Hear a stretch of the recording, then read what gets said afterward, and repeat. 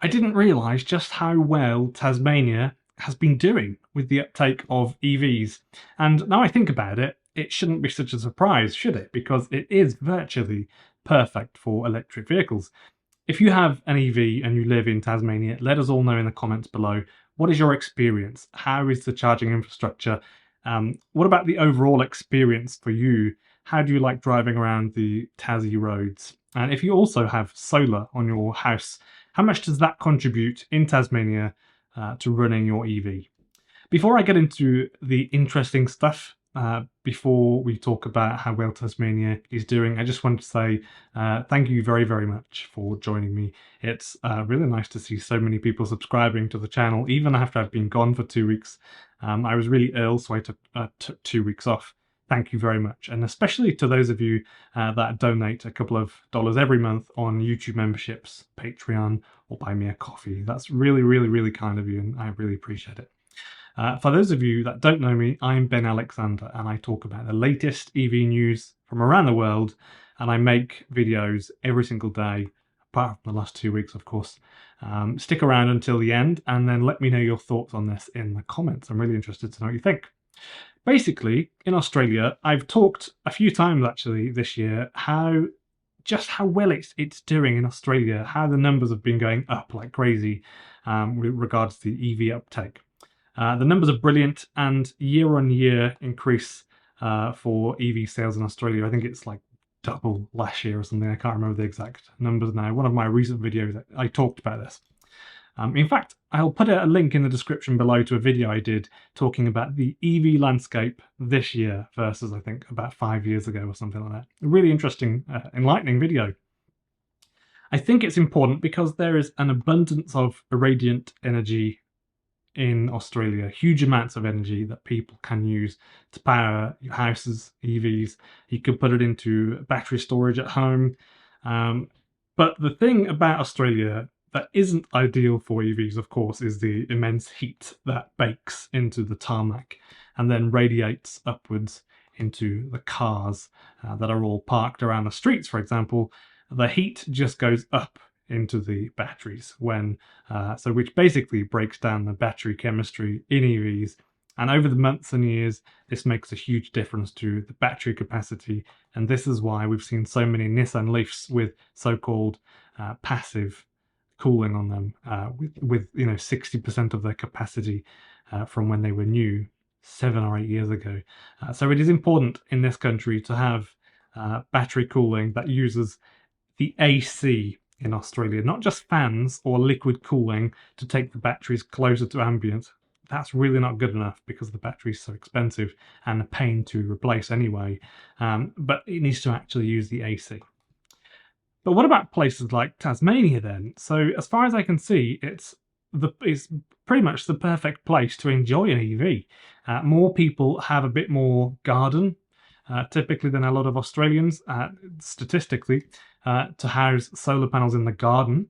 So they might not need to get a permit to have them bolted on the roof, which would cut costs down dramatically. This makes it even safer, actually, if you wanted to make some sort of off-grid system but not attach anything to your house. The climate is much more friendly to the batteries too. So maybe in the cold, of course, you'll get a shorter range, but this is only because of the resistance levels going up in the chemistry in the batteries. So this loss in range isn't permanent. It's not damage, it's just temporary. And given that we are in a place these days where often EVs have enough range to be able to lose some range because of the climate being cold, and then still be very usable with the range that's left, it makes it much more tempting, I think. So I would genuinely consider moving to Tasmania, seriously, because the climate really is really, really beautiful. It's a beautiful place, beautiful climate. And I think it gets a bit of stick for being cold relative to Australia. But it's not really, really freezing. Not everybody wants to live in a place that feels like an oven, So the roads in Tasmania, beautiful for driving if you've ever been. Driving on country roads, that sort of thing, a beautiful part of motoring, in my opinion. Driving in nice places with nice views, with not too much traffic around. So out of the 700,000 registered vehicles in Tasmania, about 2,500 are electric vehicles currently, and this is going up like crazy. In the last year, the amount of EVs sold doubled, just under double actually. So it kind of feels a bit like Orkney in the UK. If you know anything about Orkney, just Google it. It's really interesting. I'll put a picture on the screen actually. It's a stunning, beautiful place to live, beautiful place to be, and they produce lots of clean energy. It's quite easy to produce a lot of energy there and drive plenty of EVs around.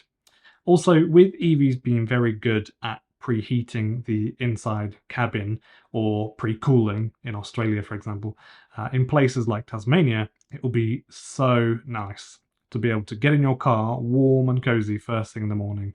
A beautiful, beautiful thing, and I know you Norwegian people are enjoying that too. EVs are becoming more affordable, but they are still an expensive thing, and this is a concern for me because most people don't want to buy a hugely expensive car if they can.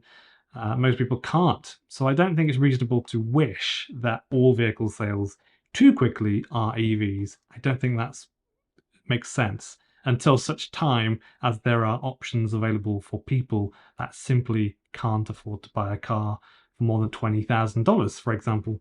Most people don't buy $40,000 to $60,000 vehicles, generally speaking.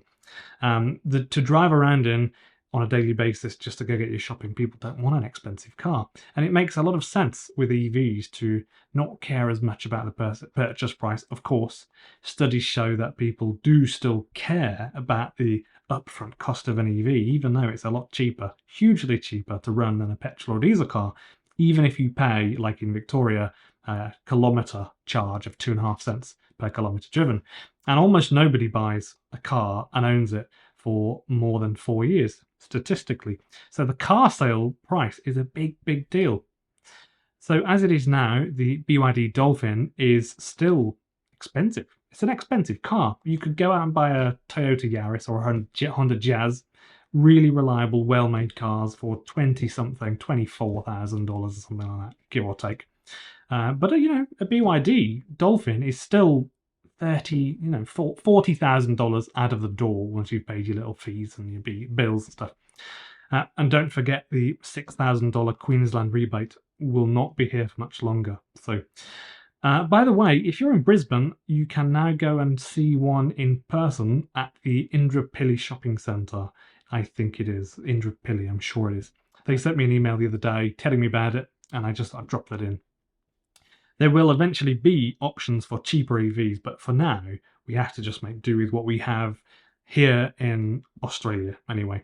And cars such as the BYD Atto and the Dolphin are spectacularly good cars, really genuinely good cars. If you haven't been in one, just go and take the time to look at one, book a test drive. I'm pretty sure you'll be keen to buy one afterwards. Remember too that the BYD Seal will be released sometime this month or so. I might be a little bit wrong, but they did say this month, August. So hopefully they are on time with that. It was brought forward from October, which was the original date, but they've been selling BYDs in Australia like hotcakes, so they brought it forward. I genuinely believe that, and that is what it did say. So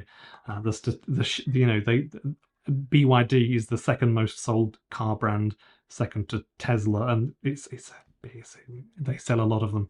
Even in Tasmania, if you just paid the price of electricity for your EV with no solar at your house, you'll end up paying something around 1/3 the amount that you would have spent on petrol for a small car over the next 10 years or so if you drive 200,000 kilometers. So having any solar at all or a big solar setup would be fantastic in Tasmania. It doesn't matter that you might have grey days and you won't, fill your car with electricity just from the sun. That's okay. Over the course of a year, it will contribute a lot. So slightly less good than other parts of Australia, but still really fantastic. If you enjoyed the video, then please click the like button for me so that YouTube knows that people are enjoying my videos, and subscribe for more daily videos about electric vehicles. The next video that will be coming is about how the founder of BYD in the last month just lost 1.5 billion US dollars from his personal wealth in this last month. It's a really interesting one.